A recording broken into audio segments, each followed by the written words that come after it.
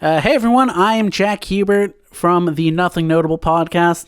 Today we are talking about the NBA, maybe the most interesting sports league of all. So many electric personalities. Daniel Elmore and I had a really fun discussion going through some of our favorite questions and storylines for the league. You can find us on Twitter at Nothing Notable and Instagram at Nothing Notable.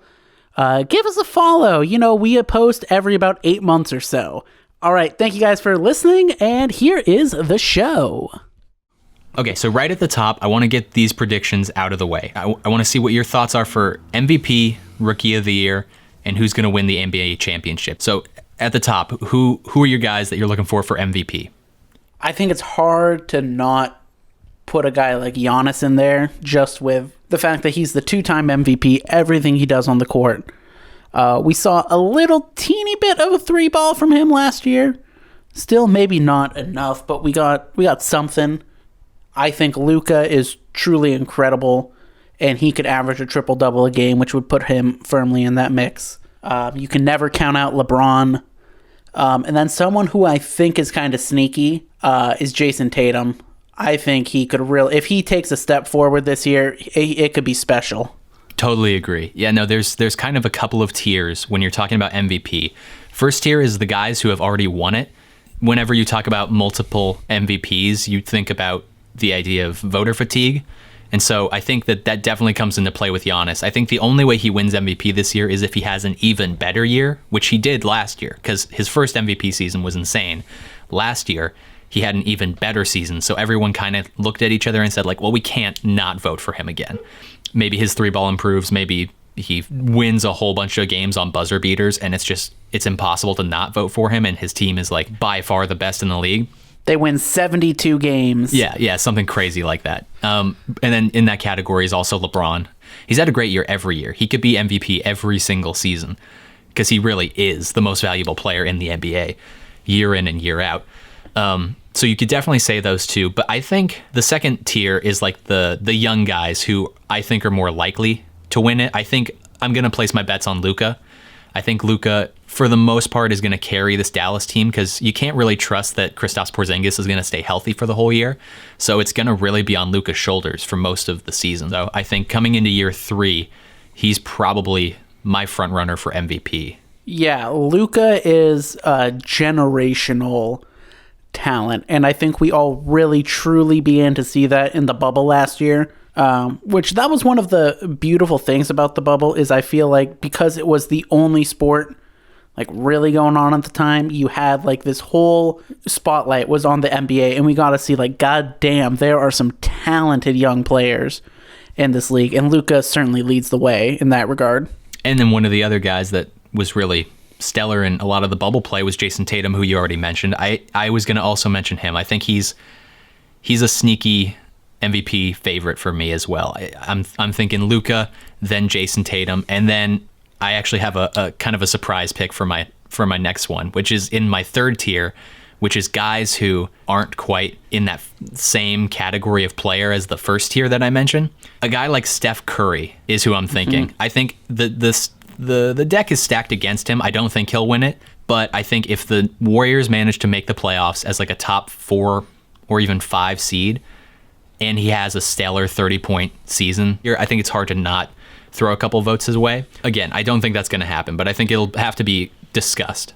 I think he is certainly a dark horse, and he looked good in the preseason this year. Yeah. All right, so now let's go on to Rookie of the Year. This was a weird draft. We'll talk about it a little bit later in one of our next categories. Like we mentioned before we started recording, it's a high floor, low ceiling kind of a draft. A lot of really good guys that'll come in and make some good plays. And that's what's concerning and difficult about picking a Rookie of the Year candidate, because they're all kind of in a similar skill range, different skills, but around the same. If we're talking NBA 2K, they're all like 75 overall. Yeah. There was a lot of dudes in this draft class who I'm like, okay, you could be a really good like 7th man off the bench for the next 10 years. And there was like 20 people in this class who was like that. So for my Rookie of the Year pick, there's really 2 that I'm kind of torn between. The first one of them being Wiseman for the Warriors. I think that just due to the pieces that are going to be around him, if he gets the minutes, I think he'd certainly be in that hunt. We've seen how effective players like JaVale McGee were in a similar role to that, and if he's a much more talented JaVale McGee, he could do something. And then the other one is a player who I think maybe has the most pure star potential out of anyone in this class, and that would be LaMelo Ball. He is incredibly flawed, but the upside is clearly there. He looked pretty solid in the preseason. He makes some absolutely incredible passes that just leave your draw on the floor drooling. So I think that like that factor of him could definitely pull him a couple Rookie of the Year votes. Yeah, I think honestly, I think it just comes down to minutes. Like that's what it's going to be. Like which of these guys is going to get the most minutes? It's going to come down to Wiseman, Ball, and then one of those guys in the 7 to 9 range, I think. Like Killian Hayes, Obi Toppin, Denny Avdia. If there's a situation where those guys get a lot of minutes, I think that they could make some moves. I think Wiseman has the best shot just because he's going to be the most impactful, probably have the minutes and the position on the team to make the most impact. So I would put in my money for Wiseman, but I think LaMelo Ball probably runner-up. I think those are probably the top two. Yeah. Moving on, NBA champion. Who's going to win the title this year? I don't think there's that big of a gap between teams this year. I think in many ways the Lakers are probably the favorite just because they have like 2 of the 4 or 5 best players in the league with LeBron and Anthony Davis. So, and they just got good pieces around them too. They really didn't lose too much, but they were able to replace them with dudes who in many ways are better. Maybe not in the same ways, but they're overall they're just better pieces with Schroeder and Montrez and Marc Gasol. But a team that, again, I'm just really liking is the Celtics from the East. I think this year we're going to see the next evolution of Jason Tatum. I think he's going to blossom into that superstar level of player this year and carry them to victory in a classic Celtics-Lakers final. Ah, that's fun. Yeah, my only concern with, well, I guess I have 2 concerns with Boston. I really like Boston. I like the pieces that they've put together. The only things that concern me, though, about Boston, one, I think losing Gordon Hayward is actually like a bigger thing than it might be getting credit for. But then my other concern is also just that Philadelphia and Brooklyn and Miami, if they keep it up from what they did last year, are all going to be super competitive there at the top. And the Celtics might just kind of, they might get thrown around a little bit because they didn't. And don't forget the Bucks. The Bucks want to win one with Giannis. Absolutely. So yeah, it's top heavy in the East. They're definitely contenders. I like Boston. I'm rooting for Boston. I think there's no question in my mind it's the Lakers. I think something catastrophically bad has to happen for the Lakers not to win the title this year. They have 2 of the best players in the league on their starting squad. They have LeBron and Anthony Davis.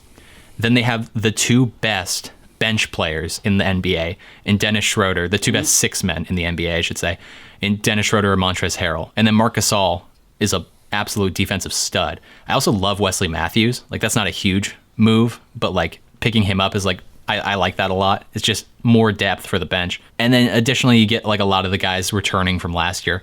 I think they got better. So something catastrophic would have to happen in order for something to really change. It's likely that a lot of the playoff teams from last year are going to rest their starters. Like LeBron's probably not going to play the most amount of minutes that he's played. So I think Denver's going to have probably the number 1 seed. They'll probably just get better. Like Jamal Murray can't keep up that same bubble level that he had because he was just going off like a monster. But we know he has it in him exactly to take over a game and be the guy. We know that he has that because we've seen him do it. Exactly. Again, I'm putting the Lakers at the number 1 spot there. Then in the East, it's hard to say Milwaukee won't be a favorite because I really like Drew Holiday. I like Giannis. I like what they have there. They give up a lot for Drew Holiday, but as it is currently standing, they have probably the best team in the East. I like Philadelphia. We're going to have to, I think about a month into the season, I'll be able to definitively say whether or not they have a real shot at winning the title. But I think Philadelphia has to be discussed. And then Boston would also be in there for me. What are your thoughts on the Clippers? Didn't hear you mention them at all. Yeah, you're right. They didn't get better. They didn't address their problems, and their problems are really deep seated. So that's one issue. They need like to sage that whole building. They got some issues going on in that locker room. Yeah, number one, they're a cursed franchise. Number two, they didn't address their issues. They added Serge Ibaka, who I think is awesome. So hopefully he'll be able to come in and give them another spark plug option. But yeah, they really didn't do much other than add Serge Ibaka. They lose Montrezl Harrell, so it's kind of depending on how you see those two players, I guess it's kind of a lateral move. I think my big issue with them isn't so much like an on-the-court basketball issue, because like they got a bunch of dudes. Like they got a roster full of 10, 12 dudes who are very good at basketball, but I don't know who the leader is on that team. I don't know who's going to be the one to come together and rally the troops, because we know it's not Kawhi. It's not Paul George. And I really feel like you need that player to make a deep playoff run. Even like when Kawhi was in Toronto the first time, it wasn't Kawhi. It was Kyle Lowry who was the spark plug, leader, energizer of that team. And I don't know if these guys have it. They don't. Yeah, no, they don't. Kawhi was on a unreal path to becoming one of the great players of all time. And he still is, of course. I think he's a real talent, like a top, I don't know, I'll have to sit down and do my rankings sometime, but like definitely right now as he sits, if he finishes out his career well, he's like a top 35 player, definitely. That sounds about right. Top 35 is around where I would have him. But like you said, they had Kyle Lowry and they had a bunch of guys that were scrappers in Toronto. And then Fred VanVleet. Exactly. And also Fred VanVleet. And also let's, I hate to do this, but let's not forget how banged up the Warriors were. They lost Kevin Durant and they lost Klay Thompson in the same game. So that's tough after, a 5-year run. If things swing a little bit differently, if Kevin Durant doesn't go down, if Klay Thompson doesn't go down, we're not talking about Kawhi Leonard in the same way.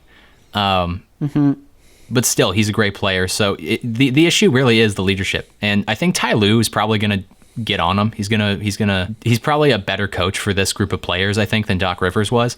So I expect them to play better, and I don't expect them to get clowned out of the playoffs like they did last time in the bubble. That was stupid what happened to them. Yeah, embarrassing. It was embarrassing. They fucking rolled over like a bunch of weak-ass dogs and just took it from the Nuggets.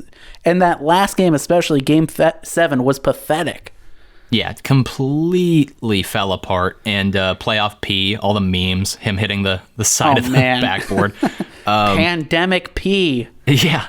So, and again, there's still injury concerns with Kawhi Leonard. Like, he has not looked 100% in the playoffs in many years. Like, even when he was playing in the finals, he put together really good stretches for like 3 straight minutes where he would just be unstoppable, but then he looked gassed for the remainder of the game. And he looked gassed in that Nuggets series, too. Yeah. In the last half of it, he looked really good against the Mavericks in the first round, and then the next round against the Nuggets, he was looking tired by the end of it, and that's why you have to do all the load management and resting with him, because the dude can't make it through a full season healthy. And also the issue with Paul George, because I've always liked Paul George. I'm not interested in the hate that Paul George gets. I just don't think... I think the conversation is wrong. Like, we're looking at him like he's a superstar, but he's not. He's just a star. And that's why I think he gets so much shit. But the thing about Paul George that concerns me going forward and why I don't have the Clippers in my top 3 spots is because Paul George misunderstood what the problem was last year. He just did an interview recently where he said that Doc was playing him in situations that he wasn't like really good at with. And so he it seems like he doesn't take any blame for the situation, and he also doesn't know what he needs to do in order to make the team better. Yeah, that's, I think, a very fair assessment of the team. What about Denver? So, yeah, Denver, they have the benefit of being young. They're a young team. They have fresh legs. I think that they'll be able to get through a full season mostly healthy, and they've also just got a full squad. They're one of the deepest teams in the NBA, and we saw that in the bubble. They were just so deep. They were so sick with it in the bubble.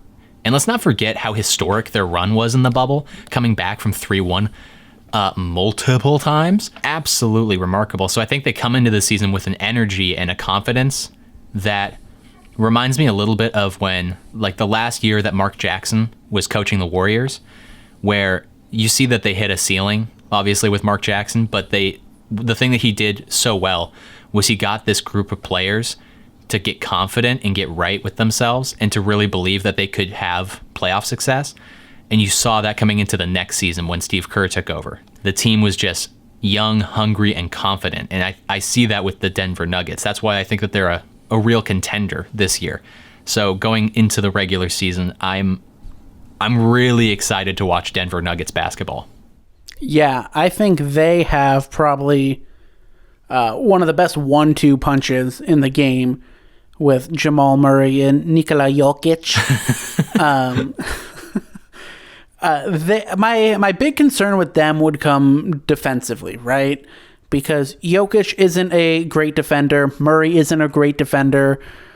They probably lost their best defender in Jeremy Grant and are now replacing him with someone who, while athletic and has all the tools to be a plus defender, absolutely looks lost on the defensive side of the ball, and that would be Michael Porter Jr., who has all the talent in the world, but defensively does not look like he knows what he is doing half of the time. So that's I think the big question mark with them.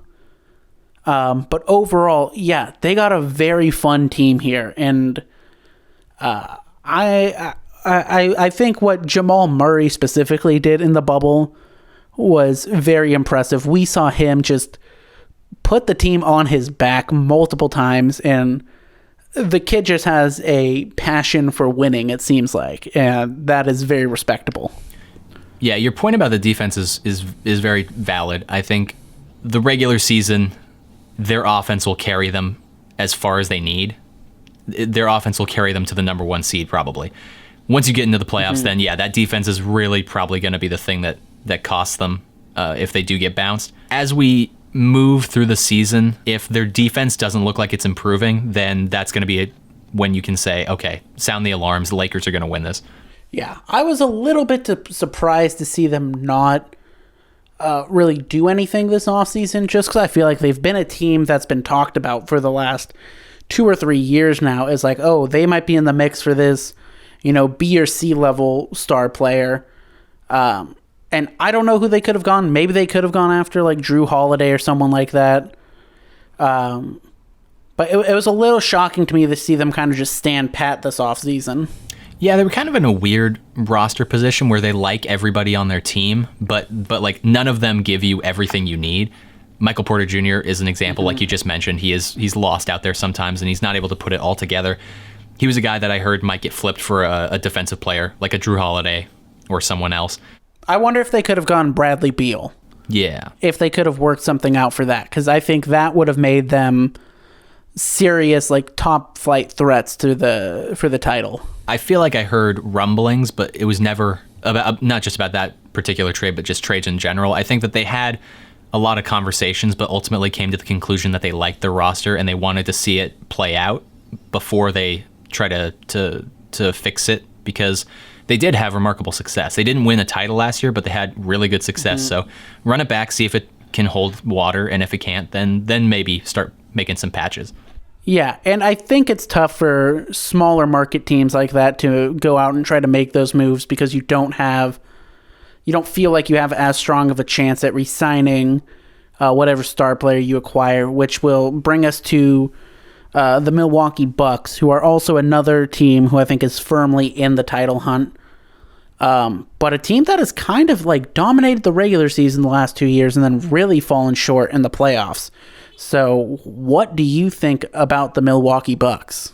Let me start here. I love Giannis, and I think he's got all the talent in the world, and I think he'll continue to improve, and I think he'll be able to vary his game in a way that prevents defenses from doing simple things like the wall. If he could shoot a little bit better from three, if he can vary up his offense a little bit more, continue to play stellar defense, I don't see why they couldn't win the title this year. They're a good team. I think they're a slightly better team than they were last year. it all comes down to Giannis. It's like I hate to be so simple in my analysis here, but it literally just comes down to whether or not Giannis can break through, if he could be more clever than the defenses that he's playing against. What if Giannis just isn't that guy? What if Giannis isn't a guy who can put the team on his back in the big game, not over the course of the season, but in the fourth quarter with, 5 minutes to go when you need a run? What if Giannis just isn't that guy? And I think maybe part of that is Giannis is really more of like a center.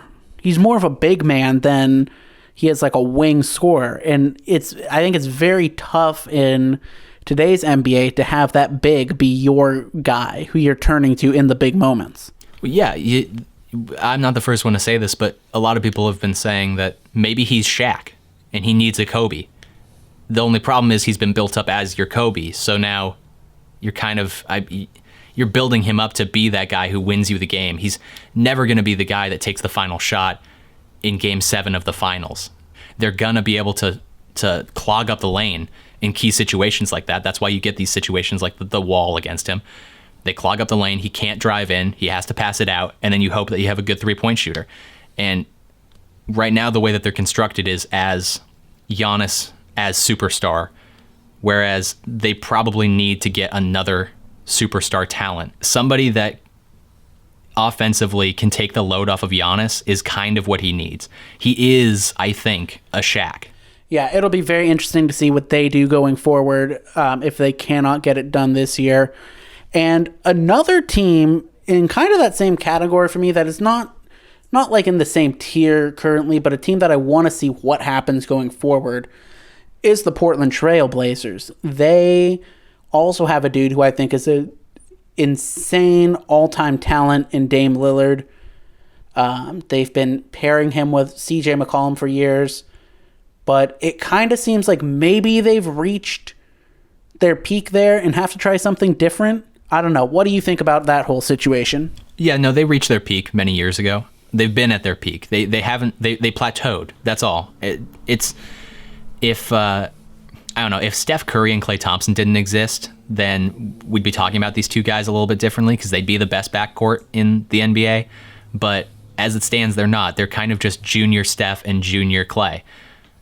And that's okay. It's been a lot of fun to watch. Dame is an incredibly clutch player. He'll win you big games, but the way that their team has been constructed, I think the best players that Dame has ever played with, prime LaMarcus Aldridge and CJ. And that's pretty much it. Like they've had good players, but those are like the best players he's been able to play with. I think that they've been at a plateau, and it's impressive that they've been able to stay there. That's the real thing, is that they haven't fallen off yet. As it stands, though, they're a fun team that I really like. They're super fun. I love when the Blazers are on TV. Yeah, no, they're so fun to watch. They were scrappy. They were working really hard to make it into the playoffs last year. Yeah, it's really hard to see them getting past the second round, and I don't know what else they could do with this roster because they have a good roster. I mean, Dame Lillard, CJ McCollum, Robert Covington. I like Nurkic a lot. I think Nurkic is one of the better bigs in the NBA. Yeah, I agree. So I don't know if that's just going to be some sort of drastic move that they have to do where they have to, kind of blow it up and get rid of CJ, because I don't think you're getting rid of Dame, because I think I do think you can win a championship with Dame as your best player, because I think he's that good of a guy. So I think you just have to figure out what you need to do around him to get it done. Yeah, maybe that's what we need, is Dame Lillard and Giannis to team up. Yeah. I think honestly, like sincerely, not those two literally, but I think that's the pairing that needs to happen in order to make one of those two types of teams successful. Because yeah. I mean, Dame Lillard can shoot the lights out enough for him and CJ McCollum. I think that's the thing, is CJ, how good is CJ on defense? I can't recall if he's like a good defender or not. Is he league average? I think he's fine. He's undersized, I know, to be for the two. Right. So that's the big difference between him and Klay Thompson, right? Klay Thompson is an elite defender. So he's able to make up a lot on defense that either Steph doesn't have or that other players on the team don't have. And then additionally, he's able to shoot the lights out when Steph gets cold. Yeah, it's kind of like, that meme where it's like, Mom, can we buy Frosted Flakes? No, we have Frosted Flakes at home. Yeah. It's kind of like that, but Dame Lillard is the Dame Lillard you want, and CJ is the one you got at home. That's right. Let's move along now. There's a couple more teams I want to touch on in this kind of category of teams who are maybe championship contenders, maybe not. And that would be the Brooklyn Nets here. Kevin Durant coming back from the Achilles injury.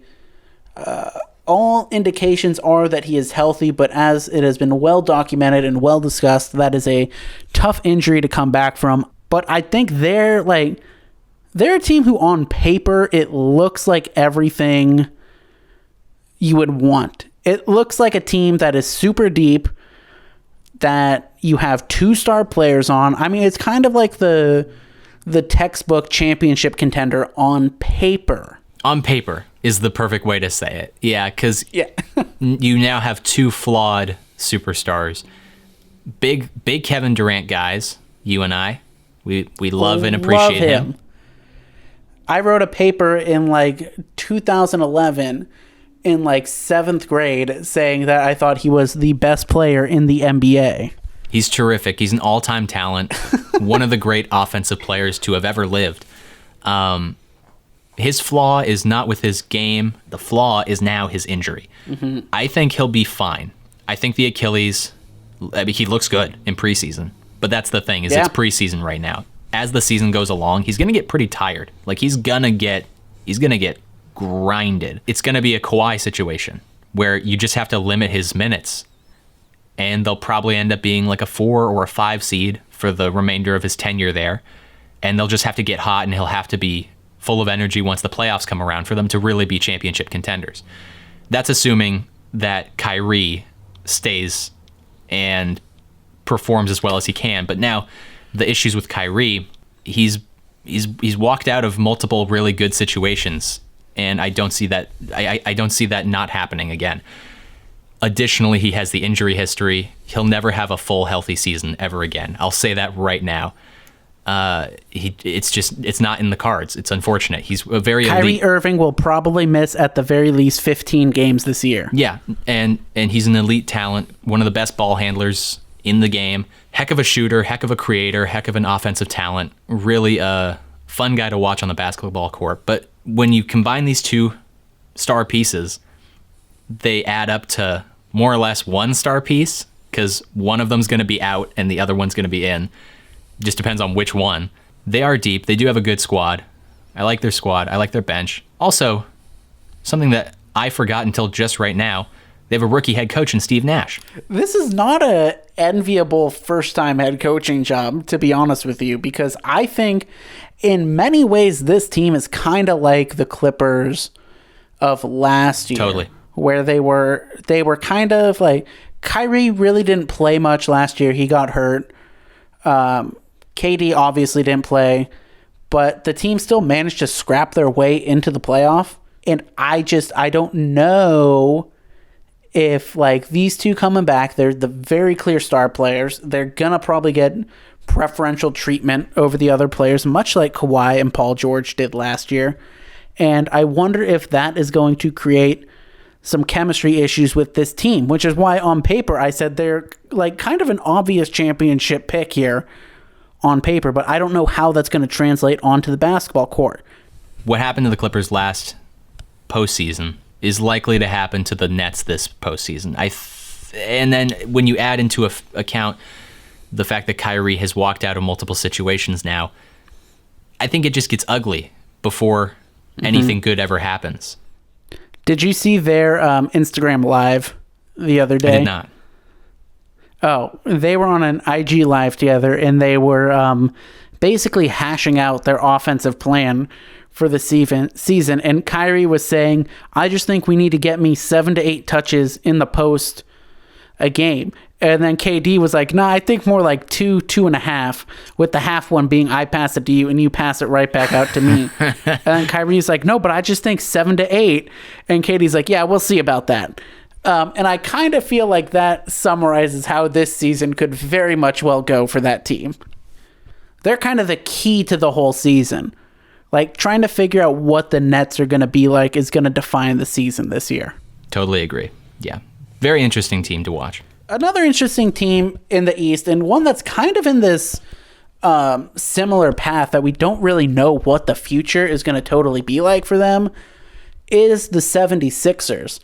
Now, when we were starting off this pod, we did a practice run through over the summer, right after the 76ers got bounced, talking about them. And it was kind of understood at that point by everyone that they might need to blow it up, that they might need to get rid of Embiid or Simmons. And I'm kind of looking at what they did this offseason now, and I don't know if that's necessarily true anymore. I kind of like where they are going. I totally agree. It's so funny how fast things can change in the NBA. All you need is a brilliant basketball operations guy like Daryl Morey to come in and make a couple of quick moves, and all of a sudden you're a championship contender. Yeah, at the end of last season, we're looking at this team like, well, there's no future here. They have to get rid of Ben Simmons or they have to get rid of Joel Embiid.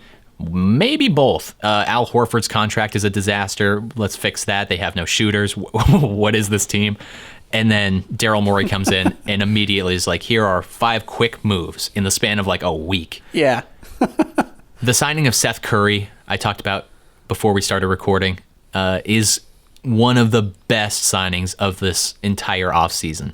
A sneaky good move. It was a great swap. Swapping him for Josh Richardson was a great idea. Yeah. The 76ers were closest to championship form when they had J.J. Redick, when they had actual firepower from the three-point line, when they had a real shooter.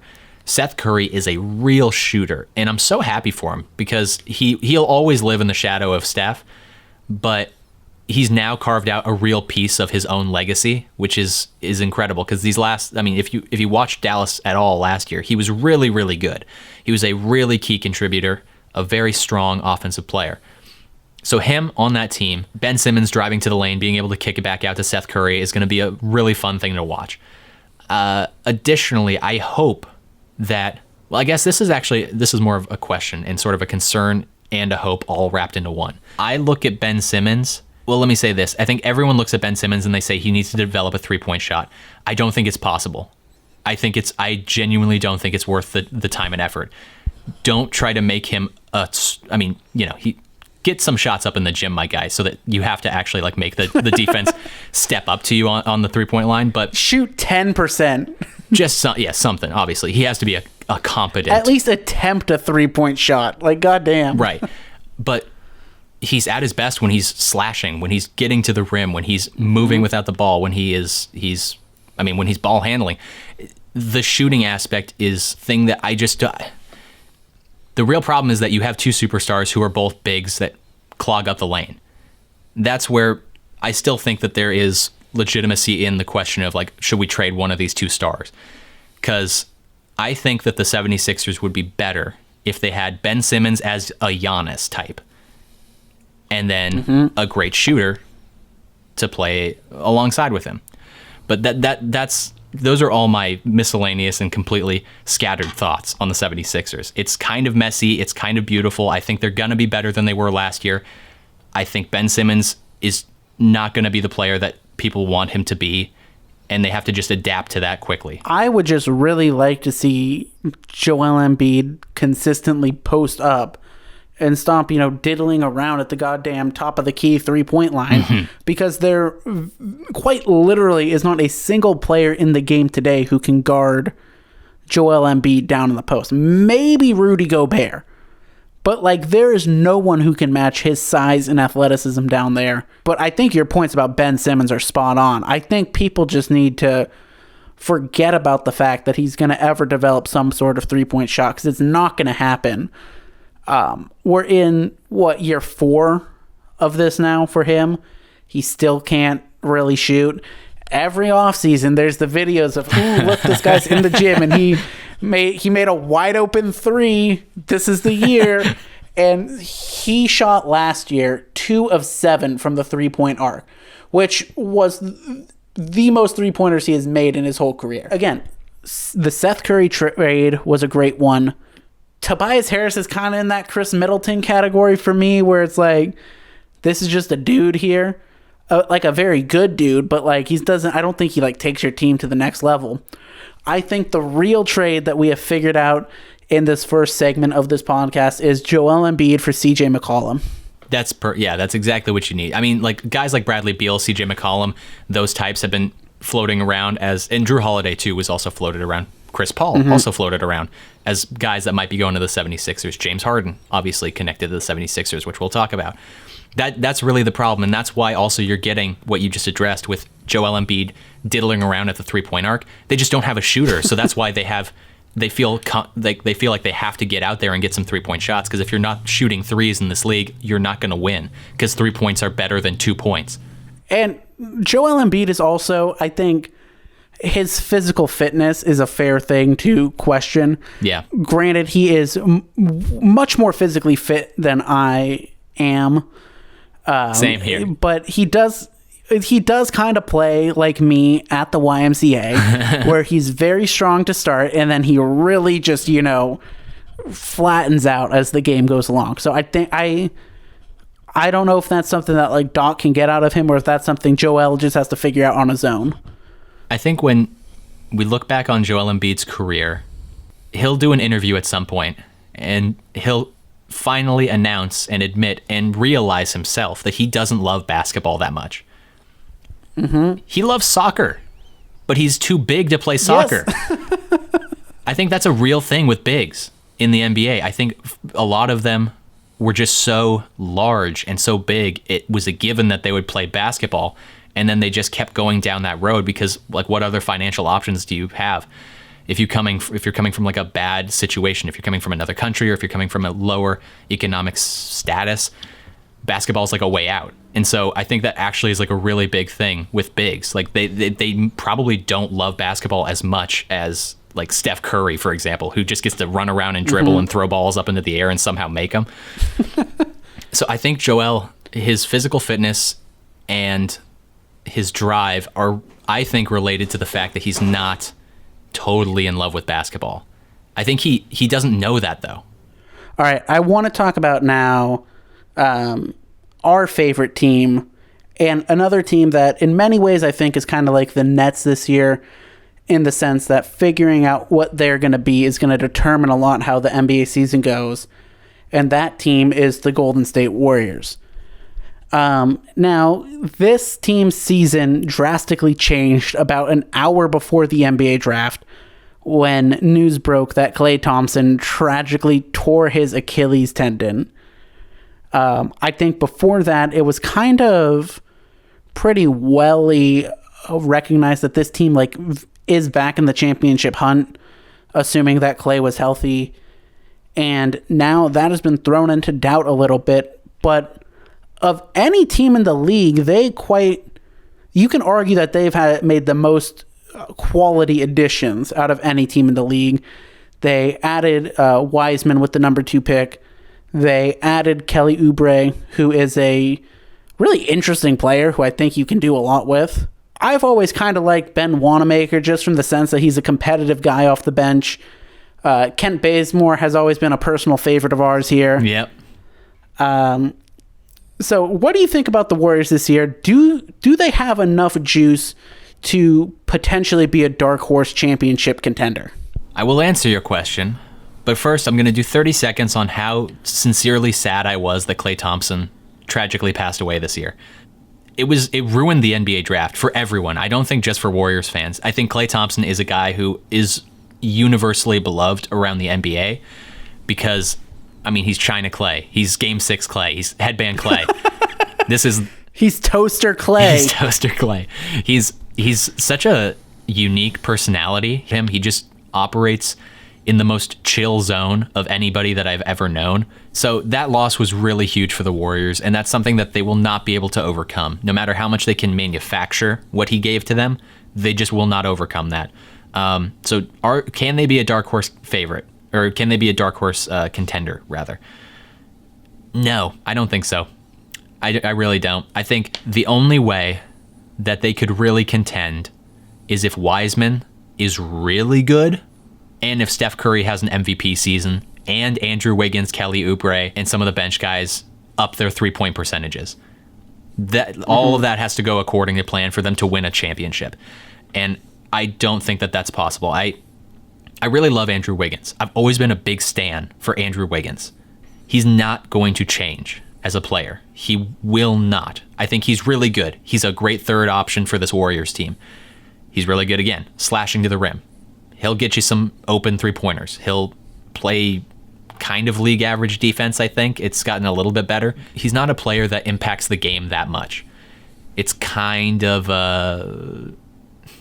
he's kind of like souped up Harrison Barnes in a lot of ways. Yeah.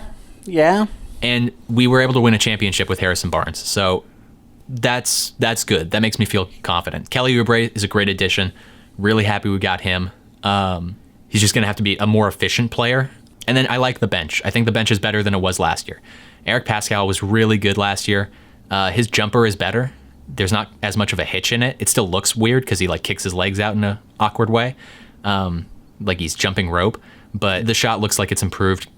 Looney is he's been playing really well in the preseason. He looks a lot healthier than he's been in the last few years, and he was kind of a huge part of our championship teams, the last two. We have a really good team, but it's not better than the other 5 teams that are going to finish ahead of us. It's going to be pretty tough to get over that hump. It's going to be tough. I think we're going to be a fun team to watch, though. Never say never, as the old saying goes, because there's obviously scenarios where like they could emerge into that title contention. And I definitely think they can be a playoff team and a team you don't want to play in the playoffs. But I think in order for them to reach that next level, there's a couple things that have to happen. Number one, first and foremost, I think Steph Curry has to play at an MVP level. And then coinciding with that, I think they have to figure out how to get points when Steph Curry is not on the floor, because he's not going to be playing every minute of every game. So that's number one. I think number two, Draymond Green has to be back, not even necessarily to prime Draymond Green, but just like prime adjacent Draymond Green. He's got to go back to being able to reliably hit an open three-pointer. He has to be a little more mobile on defense like he was in the past, because he's kind of the key to that team defensively and has been for the last few years. And we've seen when he's in shape and working that the defense is so much better than it is when he's sluggish and just not 100% there. So that's going to be important. And I think also he's very important offensively to them, because if he's shooting, he doesn't even have to be like a 40% shooter, but if he can just reliably hit an open shot, it just gives the defense something else they have to worry about. In the last couple of years, his shooting has just not been remotely good.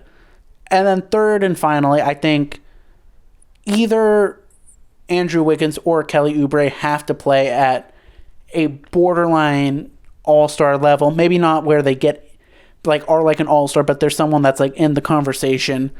And like you mentioned, I think we've seen everything we've seen from Andrew Wiggins, and it's not going to be him. So we're going to need Kelly Oubre to take that next step. Andrew Wiggins is a good player. I just don't think he's ever going to get to that all-star level at this point in his career.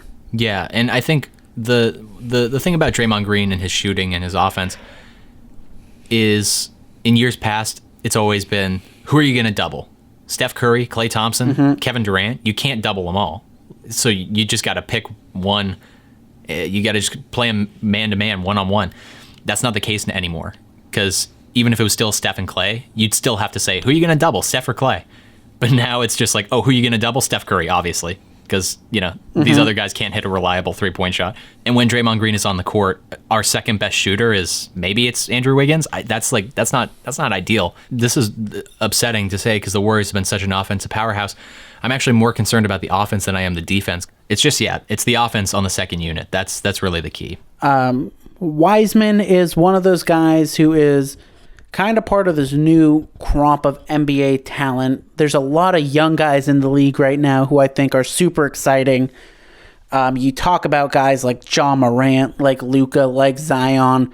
Is there anyone who you want to see what that next form of them will look like this year if they can take a next step forward.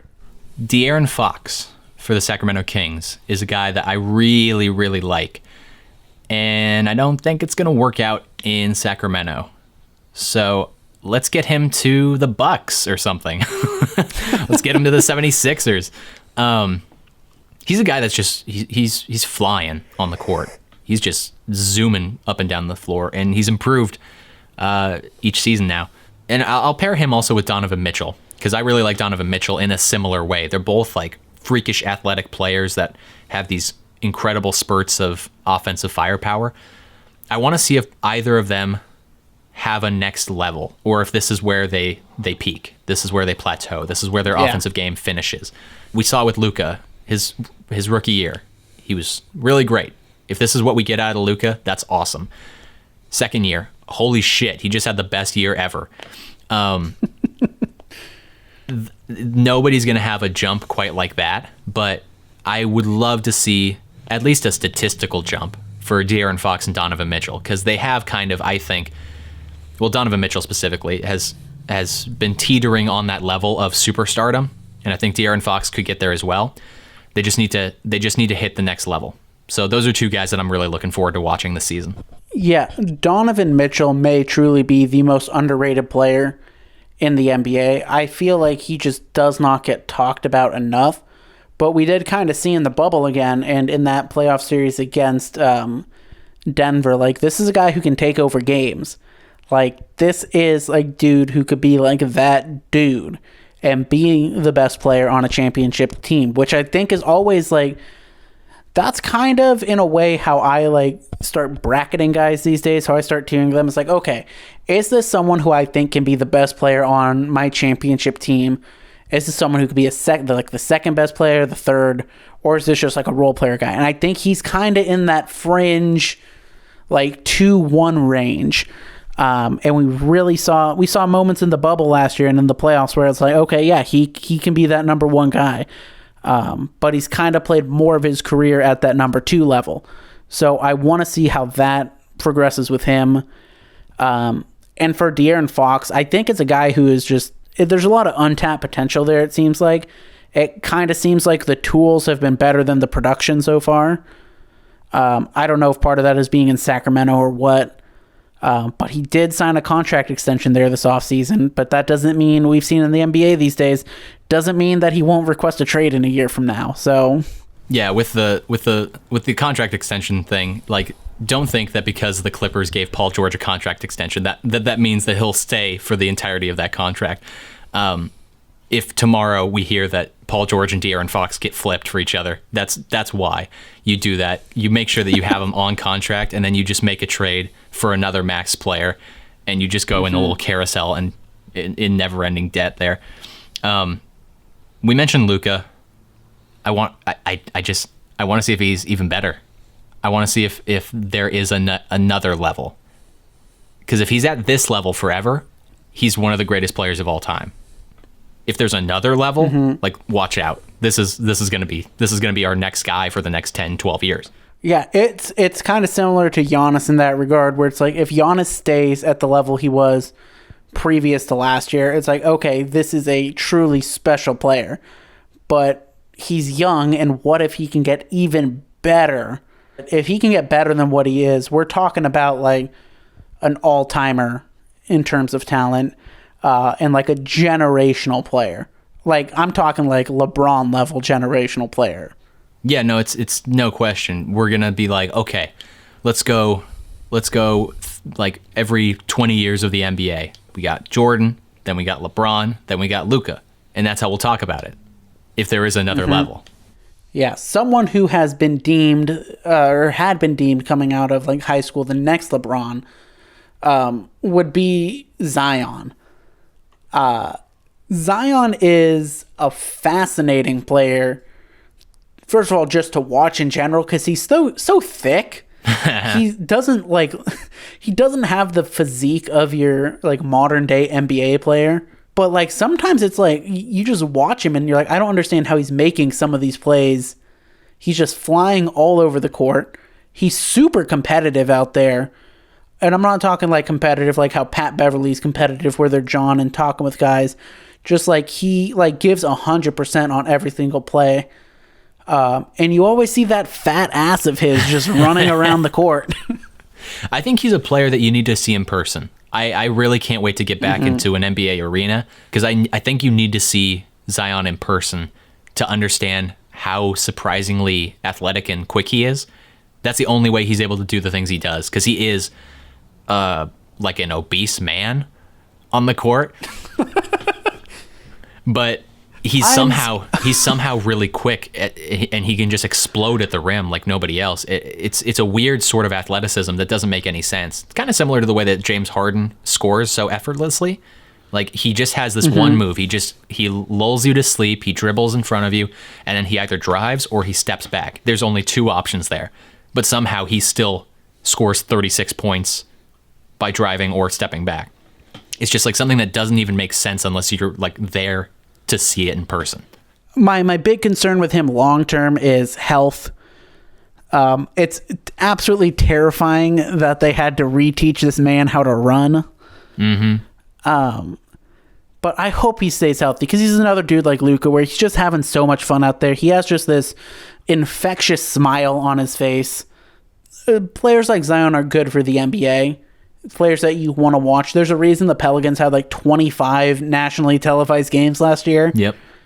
But I'm excited to see him play. Yeah, I know how I would answer this question here. But I'd be curious to see, and I think I know how you would answer, but I'd be curious to see what people around the league think.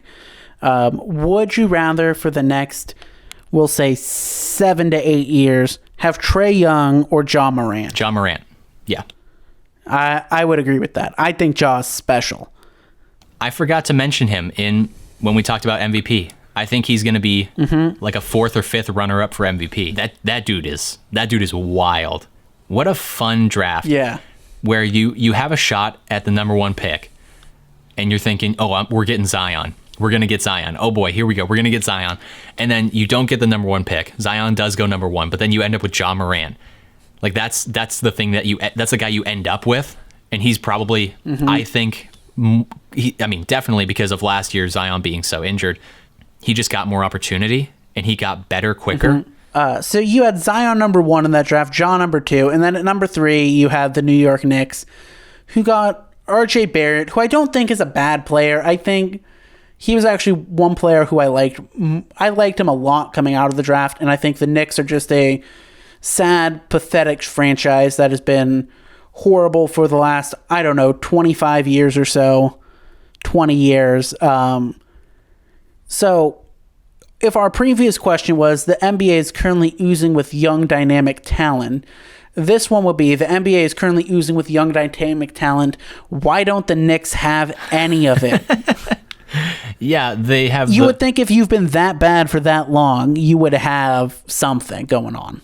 It's so embarrassing every year, and they should be able to attract people because it's New York, but nobody wants to go there. Kevin Durant didn't want to go to the Knicks.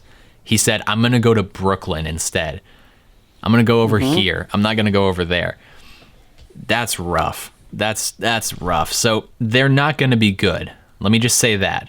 But I do love their offseason moves, which is maybe controversial. I don't know. But I'm going to just read a couple of the guys that they got. So they got, in the draft, they got Obi Toppin, who's a guy I really like. I really like Obi Toppin. Fun guy. Yeah, Fun guy. Hopefully he can do something. Like you said, RJ Barrett, not bad. Could be a really good serviceable player. They traded for Amari Spellman. They signed Alec Burks, Michael Kidd-Gilchrist, Nerlens Noel, Miles Powell, and Austin Rivers. I said this to you before, but I'm just going to say it again for the listeners. This is literally every player that I sign in NBA 2K franchises. Literally every single one of them. Amari Spellman's is always involved in a trade. Alec Burks is a guy I like just because I love Utah. Michael Kidd-Gilchrist, he's a kind of a what could have been player, just never really put it together. Nerlens Noel, similar kind of thing. Austin Rivers, not a bad player. You know, he'll give you what you need from him. They got a bunch of like totally okay backup players, and they're probably all going to be getting a lot of minutes, so they're not going to be good. But it's a floor. I think they built a floor that is now higher than the floor that they had before. And that's kind of all you have to do at this point, because they are just routinely bad. And so they need to start building a culture, and they need to start building up that floor so that a good player will actually want to come play. And then you'll get a better player that'll want to come play with that good player, and then eventually a superstar. I think that's 100% correct once you mentioned building a floor and making them not look as miserable as they have in the past. Because in the NBA these days, there's really you don't really want to be completely pathetic and tank and completely phone it in because of the way the lottery has been shaken out. So I think they don't want to win like 5 games. And at least if you have 20 games, you like look somewhat competitive, maybe you can get someone in there and you'll still have a pretty high draft pick. So I do think that I'm hoping, I don't want to give them too much credit, but I think maybe they realize that and are trying to put something of service out there. Yeah, and it's just, it no longer behooves anyone in that organization to tank or to be bad, because everyone's calling for Dolan's head. Everyone's calling for these people to be fired. So you're no longer in a situation where you can afford to tank for a couple seasons to pick up guys. Just, like I said, build the floor up, make yourselves look less pathetic. And then if you were less pathetic, Kevin Durant might have signed with you. He might have tried to pull a maneuver where he and another star come to the Knicks if you have a base level of backups. Yeah, not even like we're not talking about someone like the level of Kevin Durant, even like say Bradley Beal or something when he becomes a free agent, or Gordon Hayward is maybe a decent example this last year where he's not a star player, but he's a decent player. They got to figure something out. Could they possibly be a team that jumps in to the James Harden sweepstakes?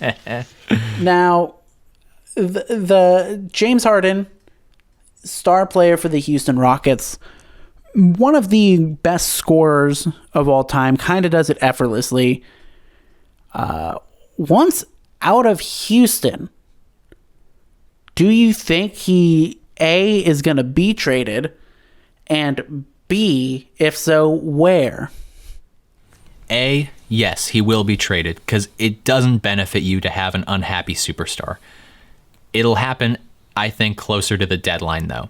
I wouldn't be surprised if it happened while we were recording this. It could happen at any point. Oh, yeah. We're recording the Monday before the season starts. So the season starts in about 23 hours from this exact moment. Yeah, so it could happen. It doesn't benefit you to have an unhappy superstar.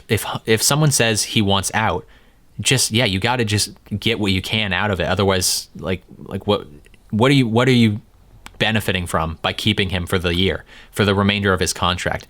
And you're not going to get James Harden back for James Harden, if you catch what I mean. Like, you're not going to get the same level of player. Yeah.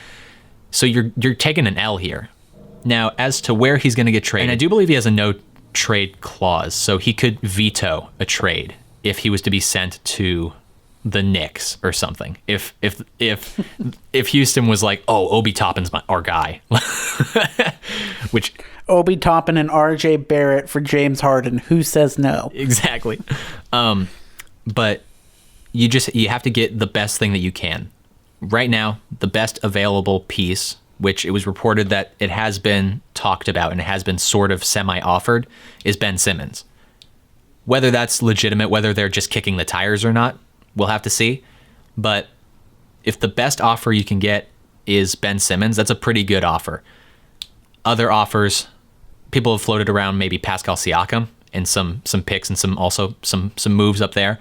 Brooklyn doesn't really make that much sense to me, because you're just going to get you're going to get like nickels on the dollar out of that deal. Mm-hmm. And I think it doesn't hurt you to hold on to him to the trade deadline, because someone's going to get more desperate and they'll offer more. Right now, I think Philly, behind closed doors, is saying Ben Simmons for James Harden straight up. And then also there's the whole aspect of like, Fertitta doesn't want to trade James Harden to Philly because Daryl Morey's there. So that's a complication. That's like a personal petty complication. So I I really don't know where he's going to go. It's funny because he started off saying, I'm only going to Brooklyn. And then all of a sudden it's like, all right, maybe Philly. And then it's like, all right, maybe Miami. The Los Angeles teams are okay. The Warriors, maybe. Toronto's okay. Like he's expanding his teams as the days go on. So by the time he does get traded, Philly is likely. Miami could make a play. Toronto could make a play. Clippers could make a play. I think those are the teams. I think the Clippers one would be interesting if it was some sort of Paul George for James Harden swap. Yeah. Towards the deadline. I could, in a way, see a similar situation playing out with Brooklyn, where they trade him for Kyrie closer towards the deadline. If the Nets are just like, this is not working out with KD and Kyrie, and we're going to keep the player who is clearly better in KD and ship out Kyrie. The Nets have one of like the most interesting packages they could offer, because they could give a bunch of good players, but nothing that makes the Rockets like future title contenders now. Maybe what the Rockets could do then is flip all those players for like picks, kind of like what the Thunder have done, where they have just accumulated 47 picks a year for the next 5 years. Miami was an interesting one. I think there was a report today that came out that said Miami is no longer interested, and a lot of that has to do with the Rockets wanting Tyler Hero, and Miami saying, we're not going to give you Tyler Hero. I think that is Jimmy Butler's team right now, and you want like hard-nosed competitive players that will like get amped up by Jimmy Butler and like play that style of basketball, which they have a roster full of right now, of dudes who are just grinders and competitors. And I don't think James Harden's that guy. I mean, I don't know how a dude who takes naps during the middle of playoff games would fit in there. Well, also you talk about the Heat culture and how players have to have their body fat checked by taking off their shirts before practices. James Harden is out at the club. And I do want to talk about that because Nick Wright made a pretty good point about James Harden that I think is interesting, but I'll come back to that. I don't think James Harden fits in with Miami and the Heat culture at all, but if you really believe he makes you better, then so be it. That's the thing, is like there's never been a situation where one of the best players in the league can't really get traded somewhere. That's kind of where we're at right now. There's not a clear spot. The closest thing to a clear spot is the Ben Simmons for James Harden swap, just because Daryl Morey loves James Harden, and that kind of makes sense. But then you'd also have to say goodbye to Ben Simmons and trust that Joel Embiid is going to be your guy. So that's like really complicated. So like right now it's a really tough trade. So that's why we have to wait until the deadline when teams get desperate. Injuries also are a key concern. Somebody goes down and then all of a sudden you might want to make a move. A team that also has been thrown around is the Warriors. First of all, I'm going to veto that. The Warriors have won 3 championships in the last few years. I feel like I can take a position that's not necessarily basketball related with them and be like, I just want them to have a team of players I enjoy. James Harden is not one of those. Number 2, speaking on James Harden, I mentioned earlier how I categorize guys who they can be the best player on a championship team. In theory, James Harden should be that, but I feel like he's shown us that he is not. He has had multiple opportunities in the last few years to be that guy and close out playoff series. And I get that they played the Warriors, but they also had the Warriors, 3-2. And yes, Chris Paul got hurt, but a real killer would have closed that game down, and James Harden did not. And then, when KD got hurt on the Warriors, they had another situation there. Steph Curry didn't score a goddamn single point in the first half. If I told you that, I would say, okay, yeah, a real star player would have been able to shut that game down and get his team the win. James Harden was not able to do that. So I just have doubts over the type of player that James Harden is. Maybe he's just a dude who puts up empty stats. Yeah, I totally agree. I think that there's no one in the league is quite like James Harden, because I can have a full-on schizophrenic dialogue in my head and argue both sides, and then ultimately come out on what you just said right now, but still have compelling arguments for both of them. The point that Nick Wright was making that I just wanted to mention, he was on The Mismatch on the Ringer Podcast Network, our future parent company. And he was owned by our dad, Bill Simmons. our father, our biological father, Bill Simmons. But he was on the mismatch, and he was just talking about, because a lot of people have been critical of James Harden going out to the club, going out to the strip club, drinking, and being out with the baby. Yeah, out with the baby, buying expensive gifts for friends, and like coming in out of shape and being like a secret fat man. He's like, but Nick Wright's point was kind of interesting. He was talking about how like guys like Russell Westbrook, who are really intense, competitive, hyper-focused, and detail-oriented, those guys have the exact same playoff record that James Harden does. So whatever James Harden is doing is working for James Harden, but it's not going to get you over the hump. Like either way, like Russell Westbrook or James Harden. So I wanted to mention that just because I've also been critical of James Harden's extracurriculars, but at the end of the day, he comes on and shows up and plays the way that James Harden plays. It doesn't matter. He doesn't need to show up an hour before practice. Would you like him to? Yes. Would you like him to not be getting like wasted in the club the night before and then show up? Yes, of course. But I just thought that was an interesting point. The reason I bring it up is just because his work ethic seems to correlate with the outcome, but I would say it actually doesn't. I think that he just, as a player, has a ceiling. That's it. It's not like if he all of a sudden stopped going out to the club, he would be better. It's not that if he went to Miami and they drilled in heat culture into his body and he lost a bunch of weight, he would all of a sudden become a championship contender. He just is the player that he is. We have to accept that. He was also in an offense that was tailored to him and his specific skill set. And even with that, he wasn't able to win a championship. Like you said, he had to go through the Warriors, which were one of the greatest teams of all time, but had them in compromising situations. Didn't put him away. Didn't put a lot of teams away. Disappears in really big moments. He's a complete paradox. He's an anomaly. He's the strangest player in the NBA. Yeah, you know what? Maybe actually the Rockets should just trade for Kyrie and keep James Harden because those two deserve each other so much. They totally do. Yeah. I you know what? James Harden, great player. I've just never seen anyone take a nap in the middle of a playoff game. All right, I think that's going to just about do it for us.